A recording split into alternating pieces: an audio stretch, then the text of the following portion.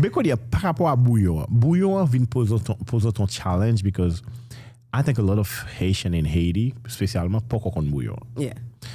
Mais Haïtien américain qui voyageait parce que en pile là de aller dans carnaval dans zone ça ou bien ils fréquenter des programmes côté que l'autre DJ qui a joué, ils ont commencé get used, ils ont commencé à introduire à des bouillons et qu'on a réalisé même des DJ haïtiens à fourrer bouillon dans playlist yo. Yes.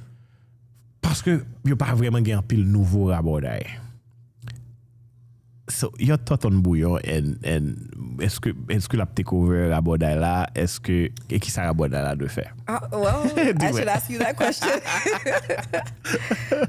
Bouyon as a genre I actually really love because Bouyon is exactly style relais. It takes from so many genres. That's why it's easy to captivate anybody. Just very briefly, if you don't mind, Bouyon comes from Dominica. They took their music called Jingping, which is like their traditional music, and Lapo Cabrit. That's what they call it. Yeah. And then Cadence-Lypso. Yeah. Cadence-Lypso is a genre that come from Calypso and soca. Calypso of Trinidad mixed with cadence of Haiti. Okay. That Dominica created years back, Cadence-Lypso.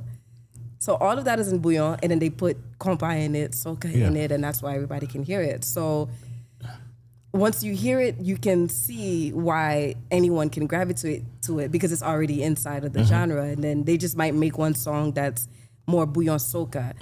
Or there's one I'm going to play for you afterwards. Yeah. I'm like, this is straight up carnaval. Not even Rabòday, carnaval. Yeah. But you dis Konpa dans musique là, c'est non, carnaval. Yeah. So I think that with Rabòday in particular, Bouyon can take over Rabòday if Rabòday does not go back to itself. Because I think for several years now, Rabòday has been kind of like an offshoot of a type of Afro beats, like the Nigeria high life. Yes, we put our own sounds into it. We put our guitar tracking into it. We bring up the tempo. But between the high life Nigeria and the like matimba from Angola, that's what led to the Rabòday right now. Yeah. But if you look at Rabòday 2010, 11, 12, 13, maybe up until 2014, that was you could say it was a different Rabòday. It was. And we can go back to that and bring that forward and, add other elements too. Yeah. Because overall, if someone hears what we're calling Rabòday right now, and I've had this experience, I show it to somebody, it's like, how is this different from Afro beats? Besides tempo, that's the first thing you point out. Maybe it's the matimba.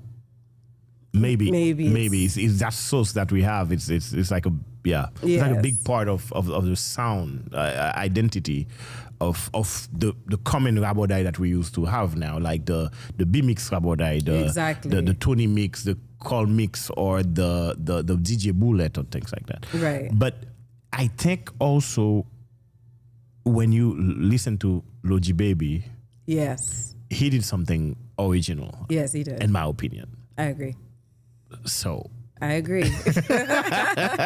I agree. And I would even go as far as to say, to me, when you're talking about like Rabòday that's being made right now, one of the more brilliant ones to me is, as far as the sound, Plié. Wait, Plié, yes. When I listen to it, like, not just enjoying it, but actually listening to what's going on in the music. Cito is a genius. And it's like, okay, this is where you could say that can even be a blueprint for where Rabòday can go. Definitely.